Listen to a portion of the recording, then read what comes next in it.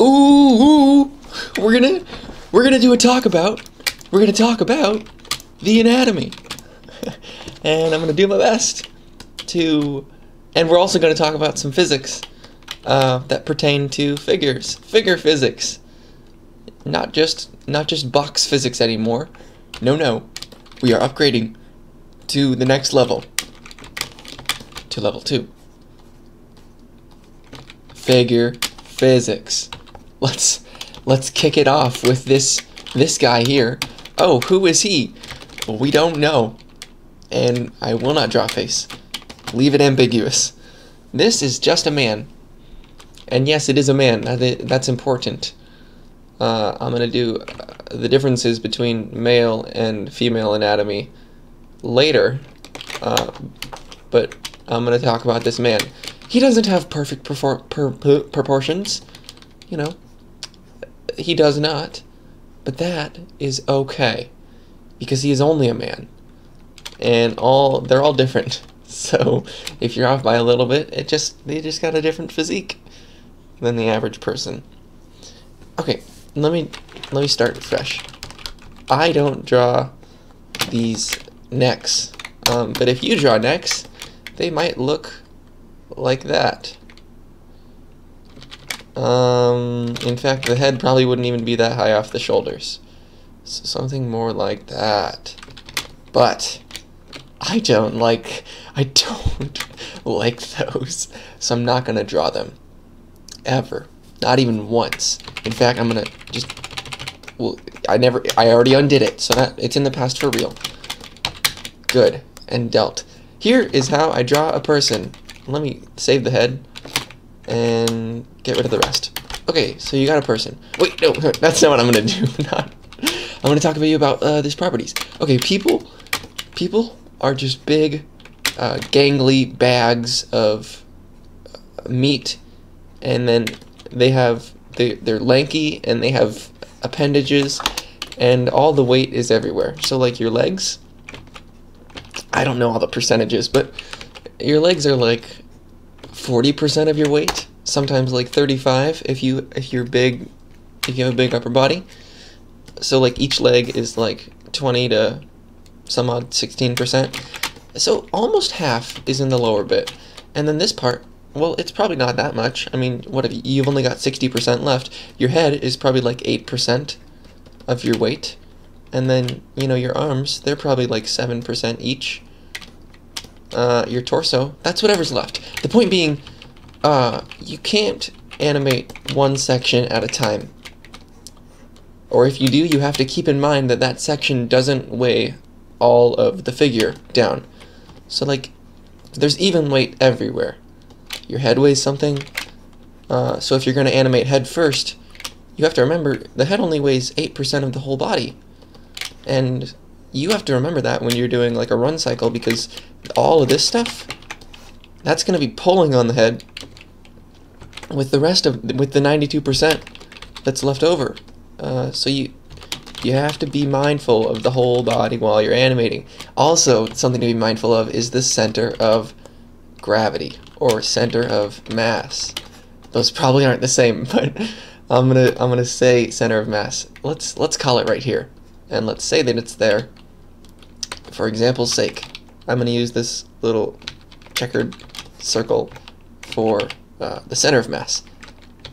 That is where, if you had this person and you put them on their side and you had a pole here and they could stay perfectly stiff, they would balance perfectly. And it changes all the time. Your center of mass moves around depending on what shape your body is in. This is not true for things like boxes, cardboard boxes. Their center of mass is almost always the same, so long as it doesn't change shape. Like, right now, center of mass is right here.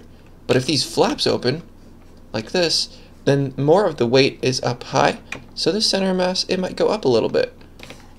So yeah, people are like a super amplified version of that.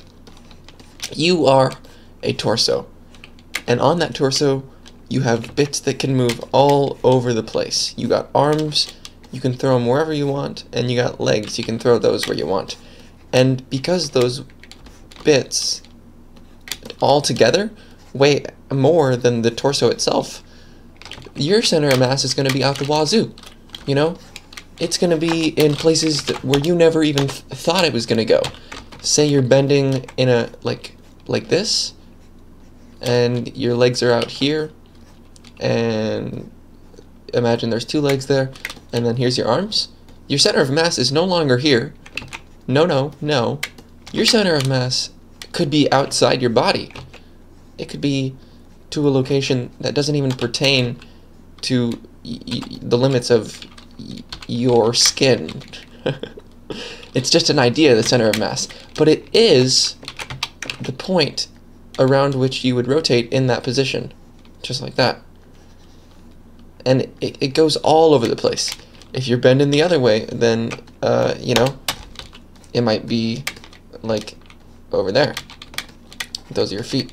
You throw your arms that way, and it might go so far as to move outside your back. Because it's the average weight of your whole body. So like if you took well, what's a good example? If you took a metal rod, normally that center of mass, it's right smack dab in the middle, because that's where you could balance it. Blam. There it is. But you bend that rod, the moment you bend it, then it goes there, because there's weight over here, and then between those two, but then there's weight here, so between that, and it puts it right there. Center of mass. And this is super important to think about when you're animating stuff, because if you've got a figure who is in the air, all curled up, and they're doing a flip, they have to be rotating around the right spot. But say they kick their legs out halfway through that flip, then they will no longer be rotating around here, they'll be rotating around like somewhere over there. And you would have to adjust. Otherwise, it would start to look all wonky and bad, and like things don't look right. If you forget about that. Okay, now let's talk anatomy. Just briefly. How do I draw my people? Well, I'm going to show you. I'm going to do a demo. First, back when I did stick figures, here's how I would do it. I would make a head. Well, actually, I wouldn't even do that. I would get it to the largest size. I would get rid of that, make one dot, and then scale that up so it was a circle, even though you could just do it with the circle tool. And then I would grab this guy, make it into a symbol, and then here's your head. So the head is what I would base everything off of. You can base it off your torso if you want, and then draw your head every frame as you go along. Totally up to you. Here's how I did it. So the torso, let's call it the torso, and it's about half. Let me just draw it and then I'll measure it out. I would put legs here, and then really this is so subjective that it doesn't even kind of matter. Everybody draws stick figures different. Oh wow. Hand, I tell you what, it's like maybe 28 degrees where I live right now, and the house is still cold. I got shaky fingers. So there, check that out. And then here's some arms. So when you put your arms at your sides, this one is important, no matter what proportions your stick figure is at, or your figure at all. Your arms are always a certain length. So like, this is like half, kinda, like, and then this is like half, almost. Well, like, geez, this is the worst description ever. This distance from waist to the middle of the head is almost the same as this one, at least in my drawings. But what I'm getting at with the arms is your arms will always go to like the middle of your thigh, right? Like if you stand up and you put your arm straight down, that's how long it is. So there's one part of the arm, and then there's the lower part. Arm. Good. Oh boy. but you scrunch them up and you put them at an angle to the camera so it looks nicer. Yep, yep, yep, yep.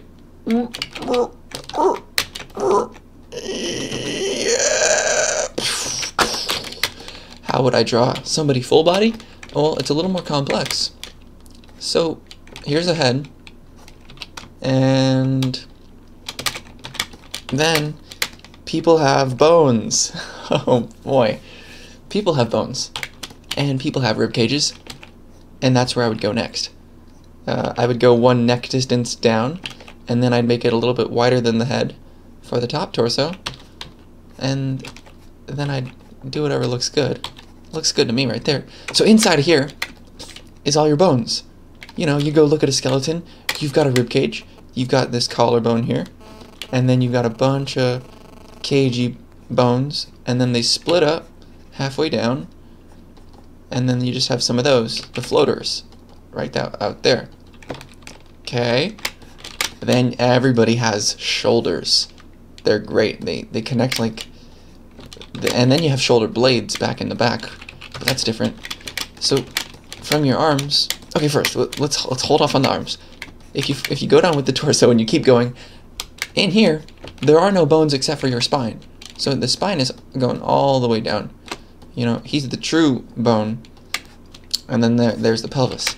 But in here, I like to draw a little second section that's not as wide as the rib cage, because there's no bones in here shaping it.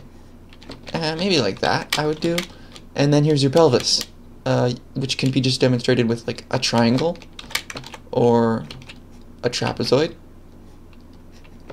Yeah. Inside of there, you got, you know, your pelvic bones, and then there's the top. These are your hips, so they stick out like that, and then your leg bones come in. Ooh, the femur. And it's pretty good. And then you would get the flesh back. Start drawing your flesh onto it, making it even on both sides. Yeah. Roll with it. Then you have knees. I like to draw circles for the knees if I'm doing skeleton. And then after your knees, you have another bone. The the ulna? The fibula? The calf bone. It doesn't matter what it's called. What matters is that you draw it the right length. Okay? So just like this. The tibia, that's what it is.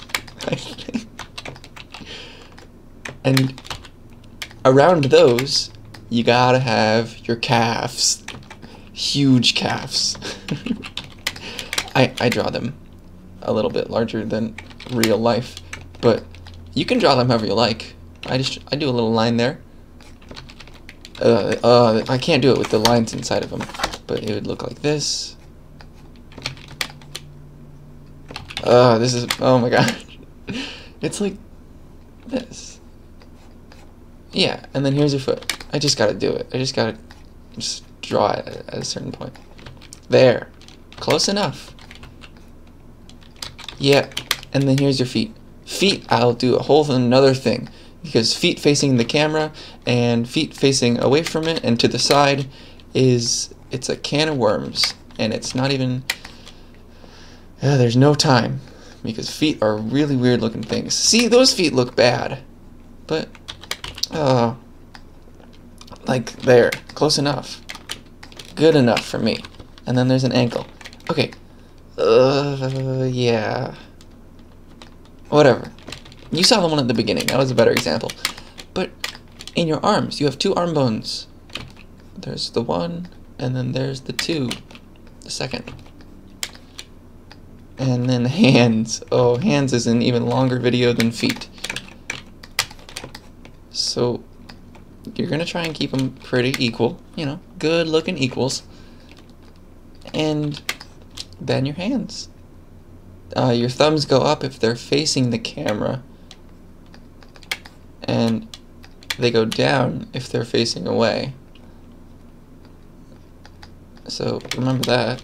Don't ever draw your hands wrong, because somebody will point it out. Okay, and then you got your arm bones, your arm skin. I just want to be done with drawing this thing, because it's so hard to talk about. Draw a billion of them, and you will have filled a lot of sketchbooks or flash files, you know, depending on your medium. There. Anatomy.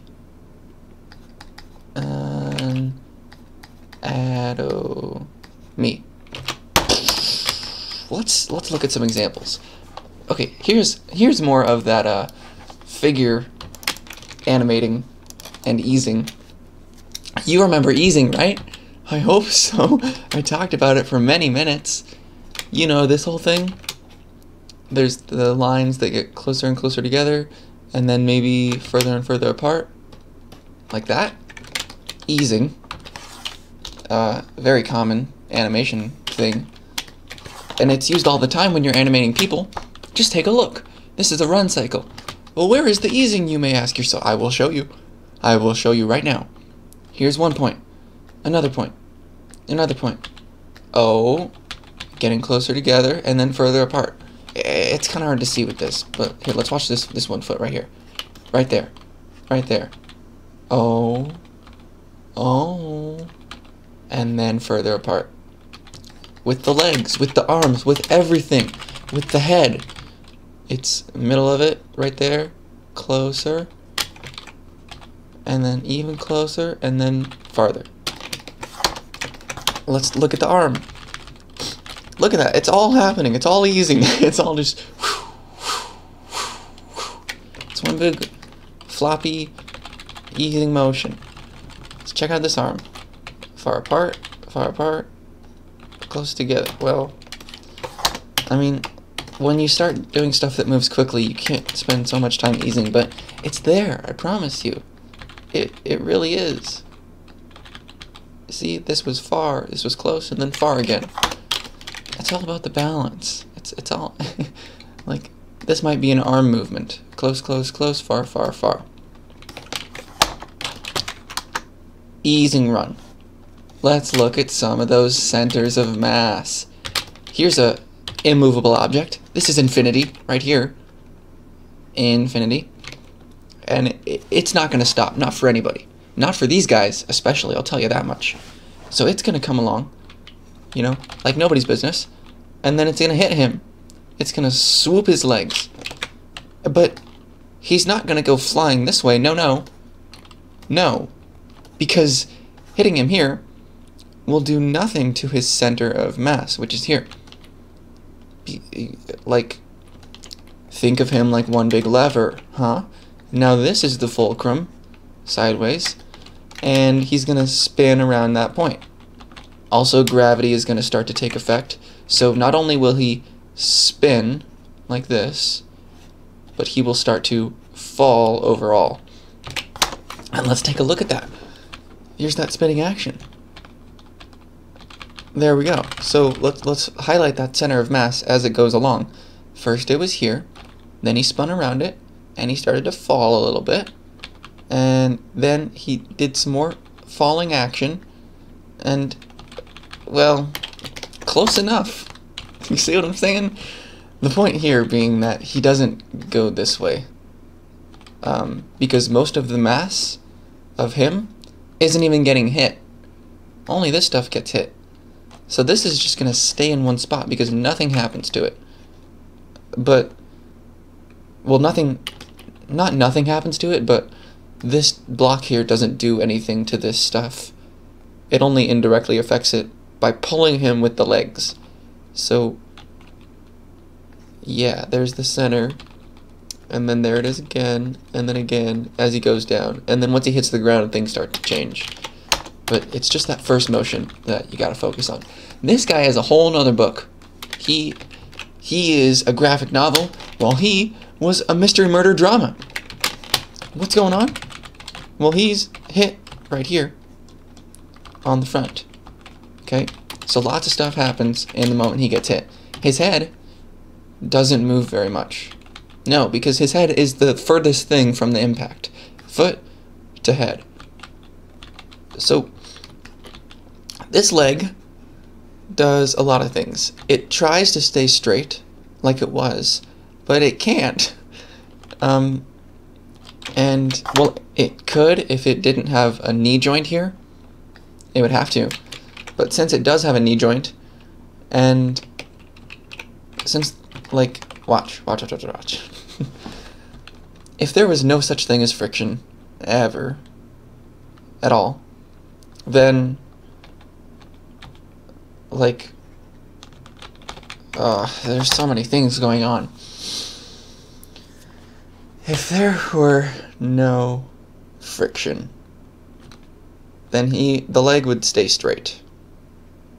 Yes, it would, but he's sitting here, right on his butt, and that's going to drag on the ground a little bit, but only a little bit, because this is infinite, so it'll keep pushing, but at a certain point, this will fight back, the butt drag, and it'll push on his leg this way, and this is pushing on his leg this way, so the knee has to go somewhere.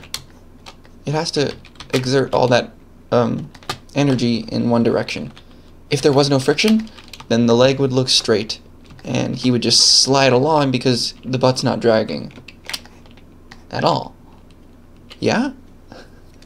So what happens is it has to go somewhere, so it goes up into the leg, and then, you know, this starts moving faster than he can even have reactions for it within the frames allowed. But, you know, his leg will get all scrunched up against himself, and then his arms, well, look where his hands are right now, and then here they are again, sliding a little bit, but not too much because there's friction, and then here they are trying to, like, the arms, they don't get hit by this, so they're gonna stay as close to where they were as possible while still being pulled from their constraint points at the shoulders, because the arms can't be out here still. They have to hold on at some point, otherwise they'd get ripped off, and this is not going fast enough to rip off arms. So the arms and the head try and stay to where they would have been while still being pulled from where they're getting pulled from. And then this leg is like, it's just doing its best to stay where it was. And then after this, so look at how far this moves. This is the center of it, and then this is the center of it. And then this is the center of it. So between here and here, this block has got this guy moving this fast. You know, like 3 of itself per frame. Right? But once it slows down to only moving 1 of itself per frame, then the guy is still moving. It's like when you're in a car and you hit a brick wall, you go forward because you're still moving, but the car has stopped moving. That's why the airbags are in front of you. So if you hit stuff, that you hit the airbags. So this guy's gonna keep going after this is slowed down, and then he'll hit the wall, and then he'll bounce like anything would, because he's soft and he's made of flesh. Not anything. Metal wouldn't do that. Metal would just hit it because there's not a lot of bounciness in metal, and then it would fall a lot less bounceably. What's that? Elastically. So he hits it, and there's so much energy here that the wall's gonna fight back. You know, equal and opposite reaction. He's flying at it this fast, so he's gonna fly away at a similar speed. Maybe not as fast, because he's gonna impart some of his energy into the wall and then give it up. But, you know, he bounces back at least somewhat, and then his arms, they're still moving. So once his torso goes that way, the arms are still trying to fly that direction. So relative to the torso, the arms are moving a lot. And then everything just follows suit. The legs will try and keep going that way, and they do, but then after a certain point, the muscles in his like in his hip and in his thigh, take over, and they start to bend forward again, and all that jazz. And so this first one might look like that, and then the second one might look like that.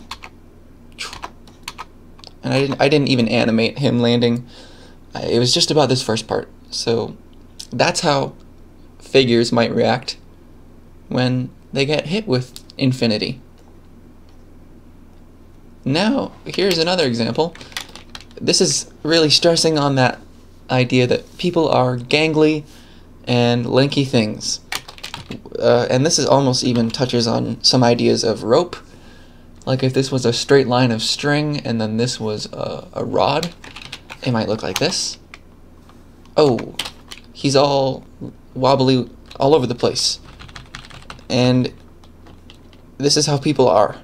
They are ragdolls, unless they are flexing and trying to get away from being a ragdoll, which happens a lot. But this might be like an unconscious person who gets dropped on a peg and then swings around for a while. Just an example. I'll talk more about this kind of motion, ragdolling, when I do the rope tutorial. But right now, you're just trying to learn that people, in the sense of physics, are floppy. And there's lots of easing here. There is so much. Here are the head positions. Oh, I need a new layer. Gotta have a layer for making marks. Here are some head positions. Look at them. Look at the pattern. And then they start going back. Here, I'll do the next ones out here. Oh. You see? Flip, flop.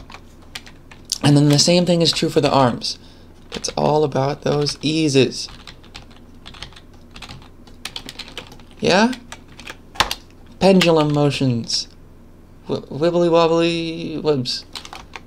Flip, flop, arms keep going. Here's another one. Walking. Say you're walking along and you're doing your easing, just like you always were. And then it moves fast, but then at the front it moves slow again. Easing. In figure animating. And here, even here, it's true for all directions. It doesn't even matter. You're walking along, you're slowing down at certain points and speeding up at others. Right? I don't even have to trace it. You already know. You already know. It's those little motions, then those big motions. And then watch this one. So they're far apart, together, and then far apart and together again.